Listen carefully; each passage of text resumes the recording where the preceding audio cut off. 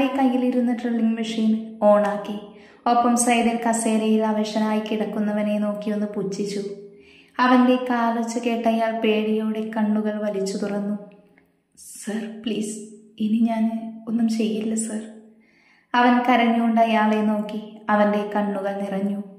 നീ ഇന്ന് നോവിച്ചത് എൻ്റെ പെണ്ണിനെയാ, ഈ അസുരൻ്റെ പെണ്ണിനെ. അതും പറഞ്ഞവൻ ഡ്രില്ലർ അയാളുടെ തുടയിൽ അമർത്തി കയറ്റി. അയാളുടെ അലർച്ച കേട്ടവൻ ആത്മസംതൃപ്തിയോടെ അവൻ്റെ കണ്ണുകൾ അടച്ച്.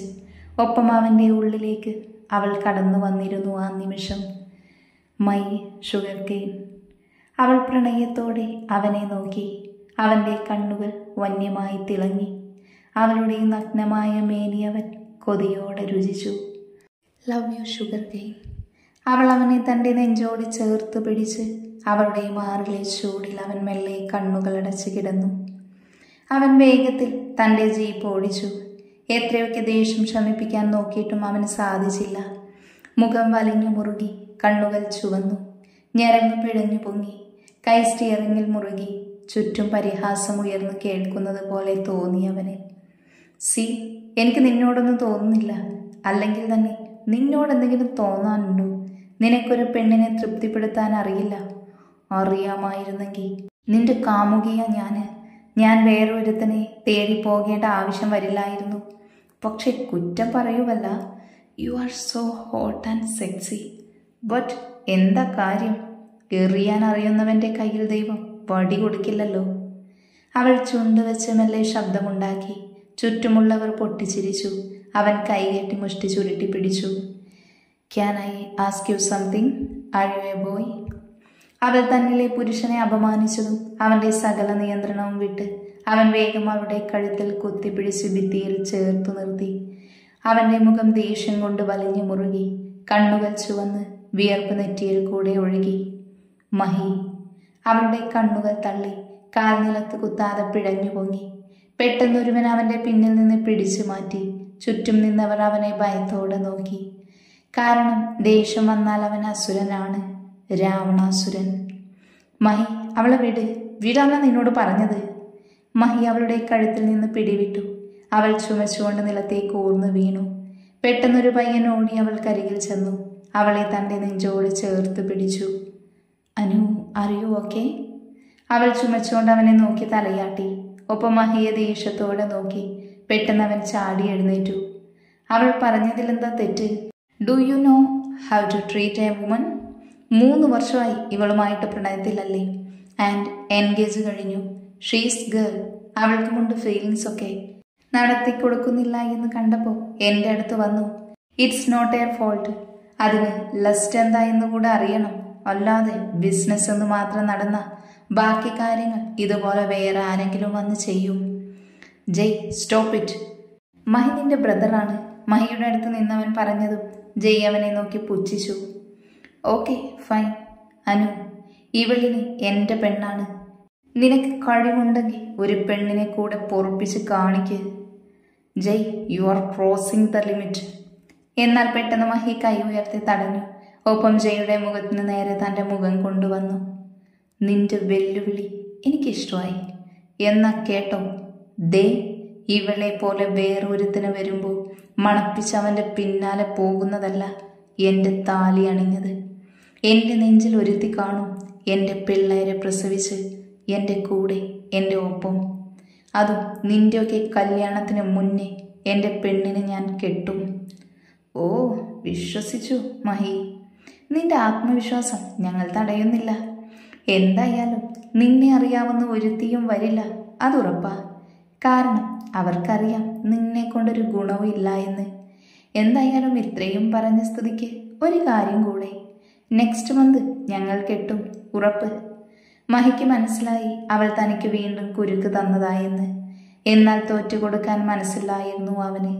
അവൻ അവളെ നോക്കി പുച്ഛിച്ചുകൊണ്ട് എല്ലാവരുടെയും പരിഹാസവും സംസാരവും അവഗണിച്ച് പുറത്തേക്ക് ഇറങ്ങിപ്പോയി. ഓർമ്മയിൽ നിന്ന് പുറത്തു വന്നവൻ പെട്ടെന്ന് ജീപ്പിന്റെ മുന്നിൽ വന്ന് ചാടിയ വ്യക്തിയെ കണ്ടില്ല. ജീപ്പ് കയ്യിൽ നിന്ന് പാളിയതും പെട്ടെന്ന് മുന്നിൽ നിന്ന് ആളെ ഇടിച്ചു തെറിപ്പിച്ചു. ഒപ്പം ജീപ്പ് അടുത്ത് കണ്ട പോസ്റ്റിൽ ചെന്നിടിച്ചു. കുറച്ചു നിമിഷത്തേക്ക് വണ്ടിയുടെ ശബ്ദം മാത്രം. രാത്രിയായതിനാൽ ചുറ്റും ആരുമില്ലായിരുന്നു. മഹി തറയിൽ കൈവച്ച് മെല്ലെ ഉയർന്നു. നെറ്റ് ചെറുതായിട്ട് പൊട്ടിയിട്ടുണ്ട്. അവൻ ദേഷ്യത്തിൽ ഡോറ് തുറന്ന് പുറത്തേക്കിറങ്ങി. മഹി റോഡിൽ കിടക്കുന്ന വ്യക്തിയെ നോക്കി. ഇതുവരെ എഴുന്നേൽക്കാത്തതിൽ അവൻ കരുതി അയാൾ മദ്യപിച്ചിട്ടുണ്ടെന്ന്. എന്നാൽ അപ്പോഴാണ് അവൻ ശ്രദ്ധിച്ചത് ഓടിപ്പിടിച്ചു വരുന്ന 4-5 ആൾക്കാരെ. കയ്യിൽ കമ്പിയും തടിയുമൊക്കെ ഉണ്ട്. അവൻ സംശയത്തോടെ അവരെ നോക്കി. അപ്പോഴേക്കും അവന്മാർ വേഗം റോഡിൽ കിടക്കുന്ന വ്യക്തിയുടെ മുടിയിൽ കുത്തിപ്പിടിച്ചു. പൊന്ന മോളെ, ഫിലിപ്പച്ചായന്റെ കയ്യിൽ നിന്ന് രക്ഷപ്പെടാമെന്ന് കരുതിയോ? മഹിക്ക് അപ്പോഴാണ് മനസ്സിലായത് അവരുടെ കയ്യിൽ കിടക്കുന്നത് ഒരു പെണ്ണാണെന്ന്. അവർ മൈൻഡ് ചെയ്യാതെ വണ്ടിയെടുത്ത് പോകാൻ വേണ്ടി സ്റ്റാർട്ടാക്കി. എന്നാൽ അത് ഓണാകുന്നില്ല എന്ന് കണ്ടതും അവൻ ദേഷ്യത്തോടെ അതിലടിച്ച് ഡോറ് തുറന്ന് പുറത്തേക്കിറങ്ങി ബോണറ്റ് തുറന്ന് നോക്കാൻ തുടങ്ങി. അവർ ശബ്ദം കേട്ട് അവനെ നോക്കി. എന്നാൽ കാര്യമായി വണ്ടി നോക്കുന്നവനെ പിന്നെ അവരും മൈൻഡ് ചെയ്തില്ല. പ്ലീസ് എന്നെ ഒന്നും ചെയ്യല്ലേ പ്ലീസ്. കിളിനാദം പോലെയുള്ള അവളുടെ ചിലമ്പിച്ച ശബ്ദം മഹിയുടെ കാതിൽ പടർന്നു കയറി. അവൻ പോലും അറിയാതെ കണ്ണുകൾ അവളെ തേടിപ്പോയി. അവളുടെ കഴുത്തിൽ നിന്ന് ഷോൾ അടർത്തി മാറ്റി. തിരിഞ്ഞു നിൽക്കുന്നതിനാൽ മഹിക്ക് അവളുടെ മുഖം കാണാൻ സാധിച്ചില്ല. എന്നാൽ അവളുടെ പ്രവൃത്തി അവന്റെ ദേഷ്യം കൂട്ടിയിരുന്നു. ഇല്ലടി, നിന്നെ ഞങ്ങൾ ഒന്നും ചെയ്യില്ല. ആദ്യം അച്ചായൻ കേട്ടട്ടെ. അച്ചായൻ എന്താ പറഞ്ഞേക്കുന്നതെന്ന് അറിയാവോ നിനക്ക്? നിന്നെ ഞങ്ങൾക്ക് എല്ലാവർക്കും സ്നേഹിക്കാൻ തരുമെന്ന്. ഓ, കേട്ടിട്ട് തന്നെ കൊതിയാകുന്നു അല്ലേടാ വാസുവേ? കൂടെ നിൽക്കുന്നവനോട് ചിരിയോട് അവൻ അലറി ചോദിച്ചു. അവൾ പേടിയോട് അവനെ നോക്കി കരഞ്ഞു. കണ്ണുകൾ നിറഞ്ഞിരുന്നു. ചുറ്റും സഹായം പോലെ നോക്കി. അപ്പോഴാണ് പിന്നിൽ നിൽക്കുന്ന മഹിയെ അവൾ കണ്ടത്. അവളുടെ കണ്ണുകൾ രക്ഷകനെ കണ്ട് തിളങ്ങി. നെറ്റിയിൽ നിന്നൊഴുകിയ ചൂട് രക്തം അവൾ കൈകൊണ്ട് അമർത്തി തുടച്ച് തന്നെ പിടിക്കാൻ മുന്നിലേക്ക് വന്നവന്റെ കൈ തട്ടി മാറ്റി അയാളെ പിന്നിലേക്ക് തട്ടിയിട്ട് അവൾ പെട്ടെന്ന് എഴുന്നേറ്റു. എന്നാൽ മുന്നിലേക്ക് വീഴാൻ പോയതും അവൾ പിടിച്ചു നിന്നു. എന്നിട്ട് വേഗം മഹിക്കരികിലേക്ക് ഓടി. ഡീ! അവന്റെ അലർച്ച അവിടെ മുഴങ്ങിക്കേട്ടു. മഹി ബോണറ്റടിച്ച് നെറ്റിയിലെ വിയർപ്പ് തുടച്ച് മുന്നിലേക്ക് നോക്കി. അതേസമയം അവൾ വേഗം അവന്റെ പിന്നിൽ നിന്ന് കൈയിലേക്ക് തന്റെ കൈ ചേർത്ത് വെച്ച് പുറത്ത് മുഖം അമർത്തി. പ്ലീസ് എന്നെ രക്ഷിക്കണം പ്ലീസ്. അവളുടെ ശബ്ദം ചുറ്റും പടരുന്നത് പോലെ അവൻ തലകുടഞ്ഞു. പുച്ഛത്തോടെ മുഖം കെട്ടി അവളുടെ കൈ തന്നിൽ നിന്ന് അടർത്തി വണ്ടിയിൽ കയറിയിരുന്നു. പിന്നിൽ നിന്ന് ഗുണ്ടകൾ അത് കണ്ട് ആർത്തുചിരിച്ചു. അവളുടെ കണ്ണുകൾ നിറഞ്ഞു. ഇരുട്ടായതിനാൽ അവനത് കണ്ടിരുന്നില്ല. രക്ഷിക്കാൻ വന്നാൽ അവൻ അടികൊണ്ട് ചാവുമെന്ന് മനസ്സിലായി എണ്ണ. കൂട്ടത്തിലൊരുവൻ ഉറക്കെ പറഞ്ഞതും മഹിയുടെ കണ്ണുകൾ ചുരുങ്ങി. എന്നാൽ അവനത് കാര്യമാക്കാതെ വണ്ടിയെടുത്തു. അവന്റെ വണ്ടി മുന്നോട്ട് പോയതും എല്ലാം നഷ്ടപ്പെട്ടവളെ പോലെ അവൾക്ക് തോന്നി. ശരീരത്തിൽ നിന്ന് എന്തോ നടന്നു പോയതുപോലെ. പെട്ടെന്ന് ഗുണ്ടകൾ അവൾക്ക് ചുറ്റും കൂടി. കയ്യിൽ കയറി പിടിച്ചു. ഒരുവൻ അവളുടെ ടോപ്പ് കൈവലിച്ചു കയറ്റി. പെട്ടെന്നുള്ള നീക്കമായതിനാൽ ടോപ്പ് പകുതിയും കീറിപ്പോയിരുന്നു. അവളുടെ ബ്രാ കാണാം, ഒപ്പം മാറും. അവൾ പേടിയോടെ പെട്ടെന്ന് കൈവച്ച് മാറുമറച്ചു. മഹി പെട്ടെന്ന് ആ നിമിഷം തന്നെ വണ്ടി നിർത്തി. ഗ്ലാസിൽ കൂടെ കണ്ട കാഴ്ച അതായിരുന്നു. അവന്റെ കണ്ണുകളിൽ ചുവപ്പ് വ്യാപിച്ചു.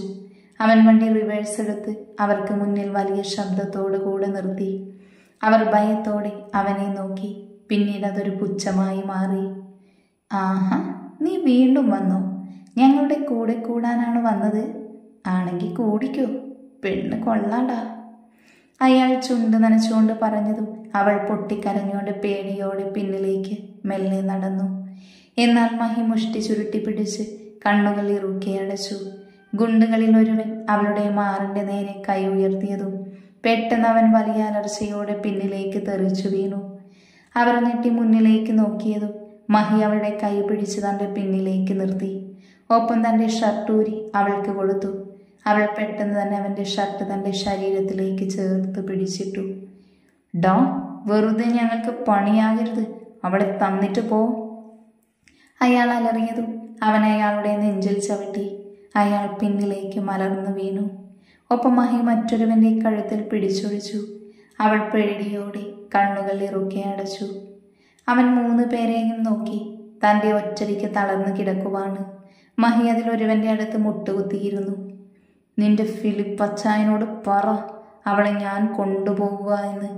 നാഥ്, ആദിനാഥ് മഹാദേവൻ. അവൻ്റെ പേര് കേട്ടതും അയാൾ പേടിയോടെ ഉമിനീരിറക്കി. കണ്ണുകൾ പുറത്തേക്ക് ചാടിയിരുന്നു അയാളുടെ. മഹി എഴുന്നേറ്റൊന്ന് നിവർത്തി അവളെ നോക്കി. ഇരുട്ടായതിനാൽ കണ്ണുകൾ മാത്രം തിളങ്ങി. പെട്ടെന്ന് എല്ലാവരെയും ഞെട്ടിച്ചവൾ നിലത്തേക്ക് തലകറങ്ങി വീണു. മഹി വേഗം അവളെ കയ്യിൽ കോരിയെടുത്ത് ഒന്ന് നോക്കി. ബോധം പോയതായെന്ന് മനസ്സിലായതും അവൻ അവളെ വണ്ടിയിൽ കിടത്തി.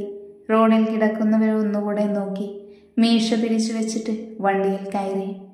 ഇരുവരുടെയും വണ്ടി കണ്ണിൽ നിന്നും മറയുന്നതും അയാൾ പെട്ടെന്ന് തൻ്റെ ഫോൺ എടുത്ത് അച്ചായൻ നിന്ന് സേവ് ചെയ്ത നമ്പറിൽ വിളിച്ചു. ഹലോ അച്ചായൻ, അവളെ അവൻ കൊണ്ടുപോയി. ആ അസുരൻ അവൻ തന്നെ. ഇതവൻ തന്ന എനിക്കുറപ്പാ.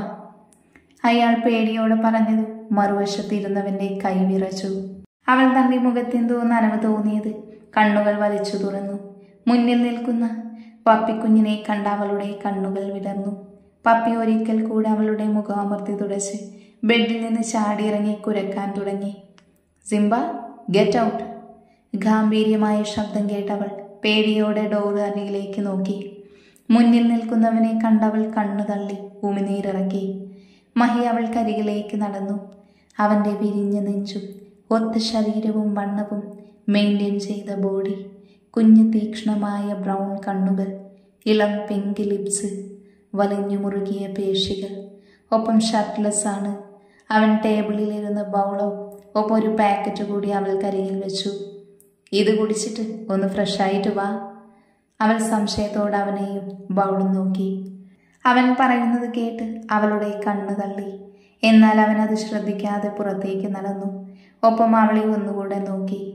20 മിനിറ്റ് അതിനുള്ളിൽ നീ വന്നില്ല എങ്കിൽ നിന്നെ ഞാൻ വന്ന് ഫ്രഷാക്കും, ഓക്കെ? അത്രയും പറഞ്ഞവൻ കാറ്റ് പോലെ പുറത്തേക്ക് പോയി. അവൾ ഒരു നിമിഷം അങ്ങനെ ഇരുന്നു. പിന്നെ പെട്ടെന്ന് ബെഡിൽ ഇരുന്ന പാക്കറ്റ് എടുത്ത് ബാത്റൂമിലേക്ക് നടന്നു. ഫിലിപ്പ് അവളുടെ ഫോട്ടോയിൽ മെല്ലെ തഴുകി. അവൻ്റെ മുഖം ദേഷ്യം കൊണ്ട് ചുവന്നു. അവൻ അലറി വിളിച്ചു, അച്ചായ, ഞങ്ങൾ ഒന്നുകൂടെ നോക്കാം. അവൻ ഈ നഗരം വിട്ട് പോകില്ല. ഫിലിപ്പ് അവനെ നോക്കി പുച്ഛിച്ചു. നിന്നെ ഒന്നും കൊണ്ട് പറ്റില്ലടാ. അതവനാ മഹി. അവൻ്റെ വീട്ടിൽ കയറി അവളെ പൊക്കിയാ പിന്നെ നിന്റെയൊക്കെ വീട്ടിൽ കൊടുക്കാൻ ഒരു എല്ല് പോലും അവൻ ബാക്കി വെക്കില്ല.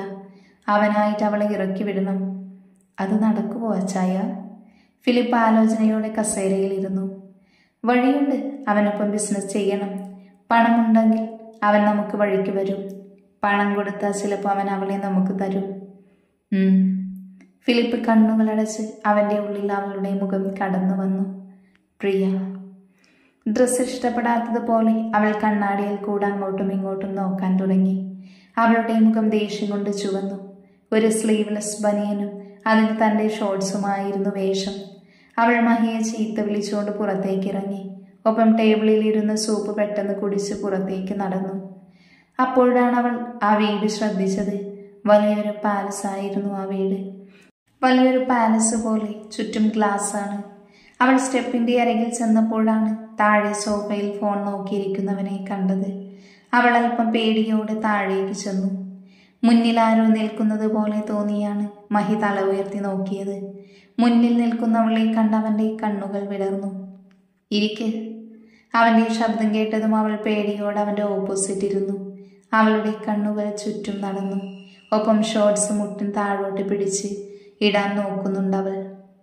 ഒരുപാട് അത് താഴോട്ട് പിടിച്ചാലേ അവസാനം ഞാനെല്ലാം കാണും. പിന്നെ നീ കഷ്ടപ്പെട്ട് പിടിച്ചിട്ടൊരു കാര്യവും ഉണ്ടാവില്ല. അവൻ പുച്ഛത്തോടെ പറഞ്ഞതും അവളുടെ മുഖം വീർത്തു. അവൾ ദേഷ്യത്തോടെ അവനെ നോക്കി. മഹി തൻ്റെ ഫോൺ മാറ്റിവെച്ച് അവളെ നോക്കി. അവൻ്റെ തീക്ഷ്ണമായ നോട്ടത്തിൽ അവൾക്ക് വല്ലാതെ നാണം തോന്നി. മഹിയുടെ കണ്ണുകൾ അവളുടെ മുഖത്തോടി നടന്നു.